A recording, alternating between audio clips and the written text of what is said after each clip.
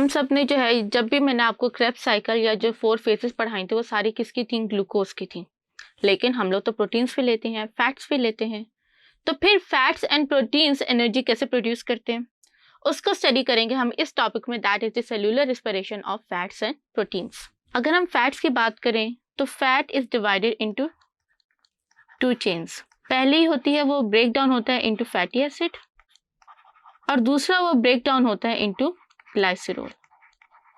जब हम fatty acid की बात करते हैं तो फैटी एसिड जितना लंबा आपकी 18 कार्बन या जितनी लंबी कार्बन की चेन होगी वो सब डिवाइड होंगे इनटू 2 कार्बन्स, और ये 2 कार्बन्स जो है ये कोएंजाइम ए के साथ कंबाइन होके एसिटाइल कोएंजाइम ए क्रिएट करेंगे और जो कि एंटर होंगे क्रेब्स साइकिल में। सो अगर मैं बात करूं कि लेट्स से हमारे पास 18 कार्बन है फैटी एसिड्स की चेन में, तो वो 18 कार्बन जो है वो 9 molecules of acetyl coenzyme A देंगे, और ये 9 मॉलिक्यूल्स जो हैं ये फिर क्रेब्स साइकिल के अंदर जो हैं ये एंटर होंगे और वहां से फर्दर रिएक्शन को प्रोसीड करेंगे। जबकि जो ग्लाइसरॉल की बात करें तो ग्लाइसरॉल को हम फॉस्फेट की एडिशन करवाते हैं जिसको हम फॉस्फोराइलेशन कहते हैं, और उसके बाद ग्लिसरॉल जो है वो फॉस्फोग्लिसरैल्डिहाइड का मॉलिक्यूल क्रिएट करते हैं और वो अपना जो है प्रोसेस ग्लाइकोलिसिस से स्टार्ट करते हैं। सो इससे आपको नजर आ रहा होगा कि 1 मॉलिक्यूल ऑफ फैटी एसिड या 1 molecule of lipid gives 3 times more energy than 1 molecule of glucose. अब हम बात करते हैं प्रोटीन की। अगर आपको याद हो तो प्रोटीन का स्ट्रक्चर जो है वो इस तरह से होता है,